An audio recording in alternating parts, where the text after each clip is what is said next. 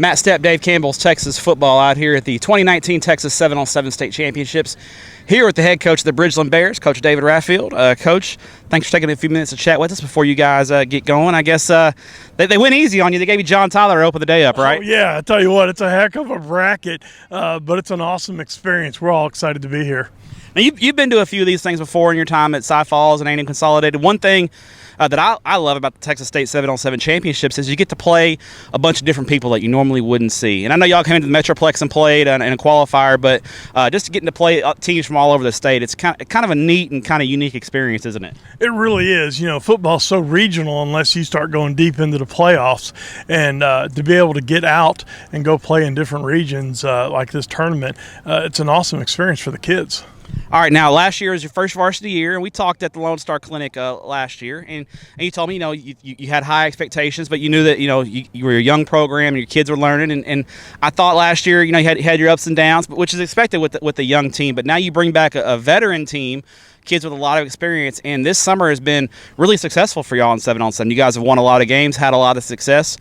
First off, how proud of you are your kids for that? And then do you feel like that's something that could carry over and give your kids confidence as they move into the real thing this fall?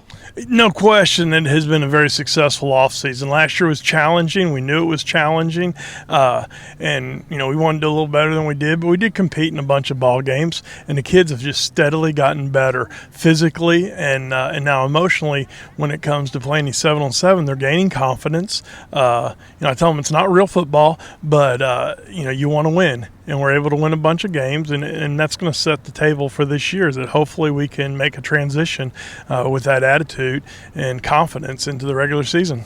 All right, now, you mentioned it's not real football, but there are some things that you can glean from this and take into the real football, and even if it's just mental notes. I know you and your coaches are here, and you guys are watching and cheering, but also making mental notes. What do you and your staff look for from your kids when they're competing in a really, I won't say real high pressure environment. There's a little pressure here. I mean, there's something on the line, right? Oh, if you're a competitor, there's pressure, and you want that. You love that. And when I sit in the end zone, I like to watch and see how kids handle pressure. Can they rise up and go make the big play, whether it's on offense or defense? Can they overcome when something bad happens? And, that comes with experience and confidence, and this gives you a chance to have some success. There's going to be frustration, but it's just good to watch them grow. All right, final question for you. We'll go a little off script here, but in 2018, the UIL instituted the instant replay at the state championship games. And I don't know if you were there or not in person, but from your perspective, obviously you'd love to be playing in a state championship game and have that problem. What do you think? Do you like having the instant replay at the state championship games, or what's your take on that? It's kind of funny because I got to watch it from a fan perspective, and, it's not like watching on ESPN where they have all the different angles, can show it to you all at once, and you can really formulate an opinion. I remember in one of the games there was a touchdown. I didn't think there was any way it's a touchdown until later we saw a different view and went, dang, that official called it right. That's pretty good. So it's a challenge. It's something we just have to get used to. But I think overall, you want the right call on the field and give your kids the best chance, and I think the instant replay does that. I thought the officials actually did a pretty good job at state championships for the most part. I mean, considering all the games, there weren't a whole lot of instant replay plays, and then when there were, a lot of them they got right. So I think it's a testament to the officials. Oh, definitely.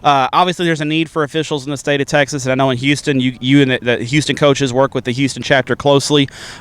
Is there anything, message that you give to younger coaches or maybe junior high coaches about trying to help retain officials, or as far as like not yelling so much at junior high games and getting on them as much? Is there any kind of education that you feel like coaches maybe should give to younger coaches coming up through the system? You got to remember, as you're a young coach, you're not a fan anymore. You're not sitting up in the bleachers. You're coaching, and you have a responsibility to get things right. And get things right means with your kids and with officials. And so they're going to watch how you interact, and the kids are going to follow your lead that way. You go into a deal, nobody's trying to mess up. Everybody's trying to be successful. So let's work together and hopefully grow, and we can continue to grow that profession.